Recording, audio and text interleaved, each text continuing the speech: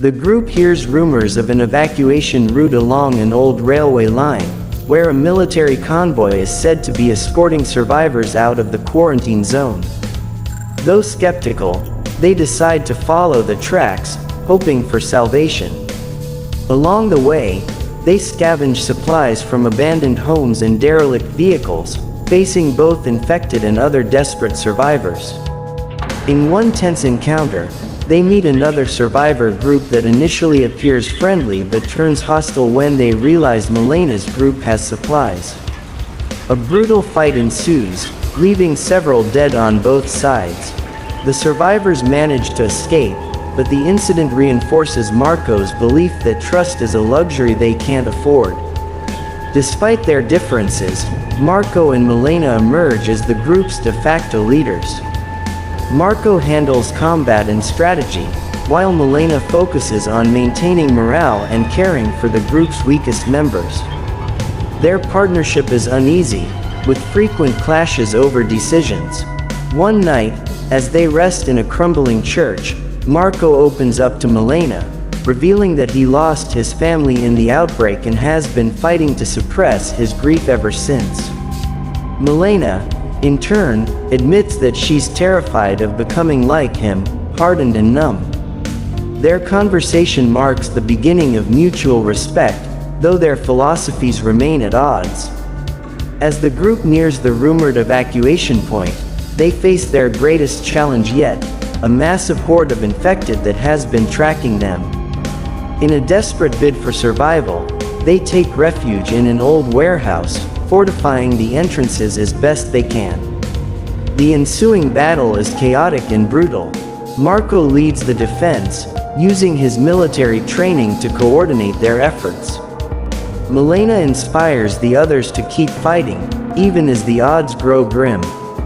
Andre redeems himself by sacrificing his life to delay the horde, allowing the others to escape through a hidden tunnel.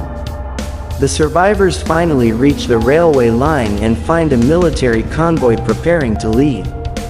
The scene is chaotic, with hundreds of desperate people vying for a place on the trucks. The military enforces a strict, no infection, policy, shooting anyone who shows even the slightest symptoms. Sonia goes into labor, adding to the tension. Milena and Marco plead with the soldiers to let her on board, but they refuse, fearing her condition might compromise the evacuation. Marco, in a rare moment of vulnerability, threatens the soldiers at gunpoint, buying enough time for Sonia to give birth. The newborn baby becomes a symbol of hope for the group, rekindling their determination. The soldiers, moved by the scene, relent and allow the survivors to board the final truck. As the convoy departs, the survivors watch the quarantine zone fade into the distance. The cost of survival weighs heavily on them. Andre and many others are gone, and the horrors they've witnessed leave scars that may never heal. Marco and Milena sit silently at the back of the truck, the baby cradled between them. Despite their losses, they share a brief moment of understanding. They've managed to keep a spark of humanity alive in a world consumed by darkness.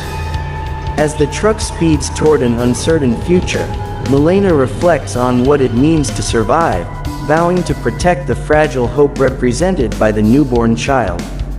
Marco, for the first time in years, allows himself a faint smile, realizing that survival isn't just about strength, it's about finding something worth fighting for. As the sun sets, an eerie quiet blankets the survivors' camp. The group, already exhausted and fragmented, is unaware of the swarm of infected converging on their location.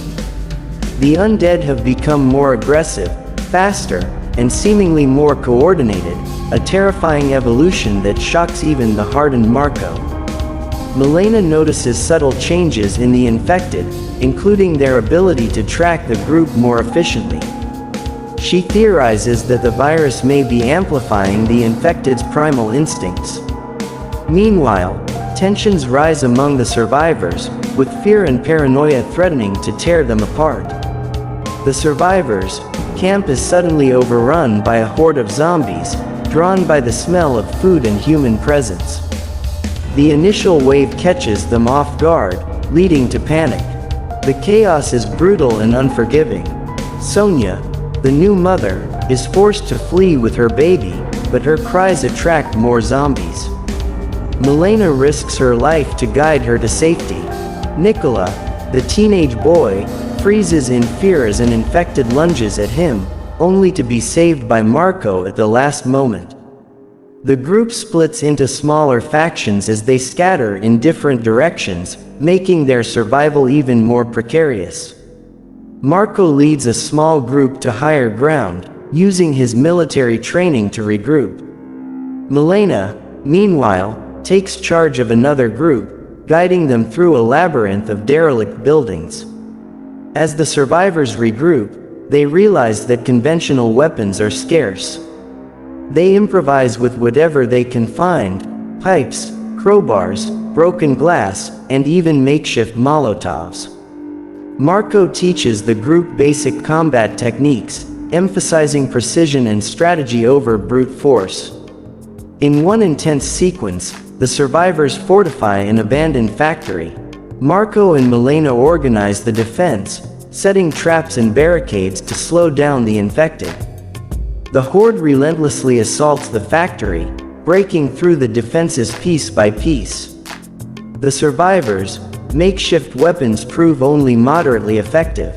Andrei's replacement, Luca, is bitten while trying to set a trap, forcing the group to make a grim decision. Marco coldly executes him before the infection can spread, sparking further tension between him and Milena. The struggle for survival pushes the survivors to their limits, forcing them to confront impossible choices. A supply cache. While scavenging, the group discovers a hidden bunker filled with food, water, and weapons. However, it is guarded by an elderly couple who refuse to share their supplies. Marco argues for taking the supplies by force, while Milena pleads for compassion. Ultimately, the decision falls to the group, leading to a bitter divide. Andrei's treachery revisited.